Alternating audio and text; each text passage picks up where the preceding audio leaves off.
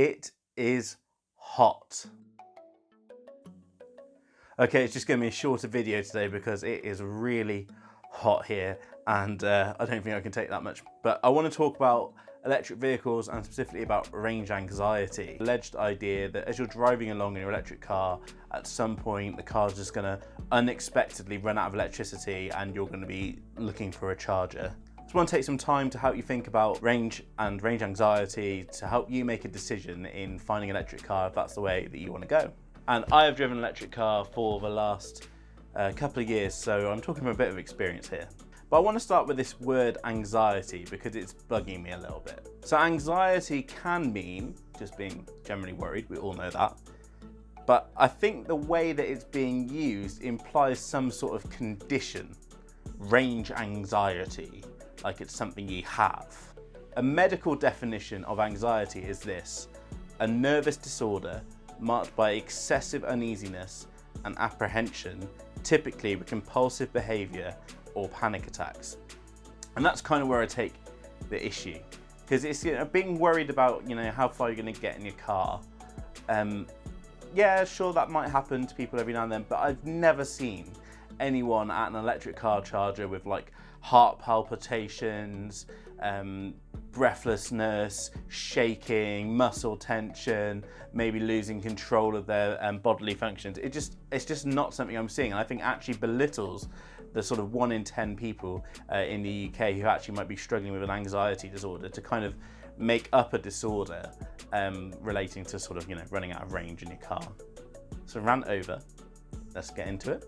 Range anxiety, this fear that you're going to run out of energy at some point whilst driving along. And here's kind of where I think it falls down. I think most of all this idea comes from people who don't have an electric car at the moment.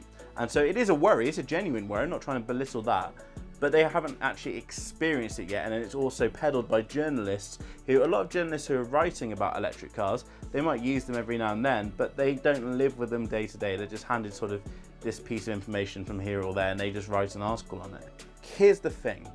First of all, a lot of people who have electric cars have their own driveways and somewhere to plug their car in at home. And I realise that's not everyone. I will be doing a video on charging stations, but most people have this facility or most people who have electric cars have this facility to plug in at home, which means they plug it in overnight, the car charges up and they have a full tank ready to go for the next day. And most people's like daily commute is apparently something like 30 miles. And so for most electric cars, that means they're going to be using hardly any of their range day to day. Okay, number two, the car gives an accurate reading of how much range you have.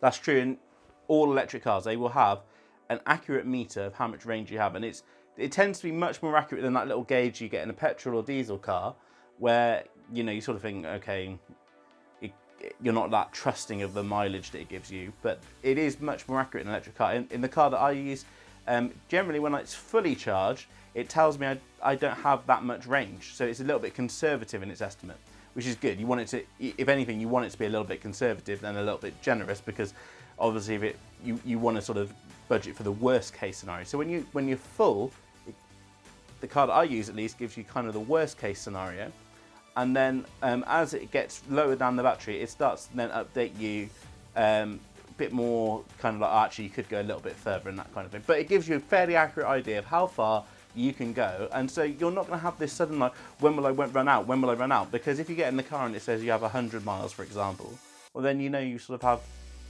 if you want to maybe have 10 miles left when you get to the charger, you've got 90 miles to drive on. So it's not an anxiety in that sense about range.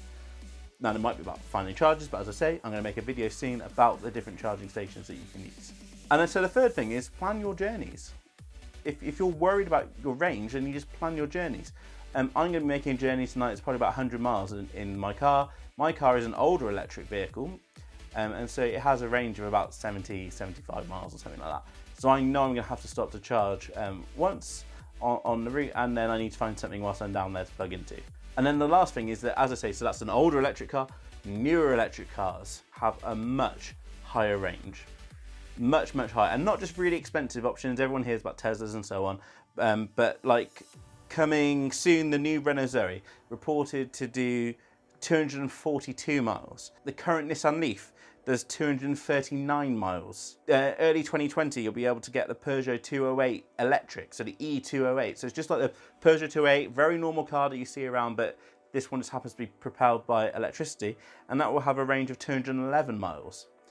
And those are some of the cheapest options available in terms of electric vehicles. They're probably going to be slightly more expensive than their sort of petrol or diesel counterparts, but the fuel savings probably means in the long term they will be cheaper. What do you think about range anxiety? Let me know in the comments below. And if you want to stay up to date, remember to like, share and subscribe to this channel and hit that bell icon.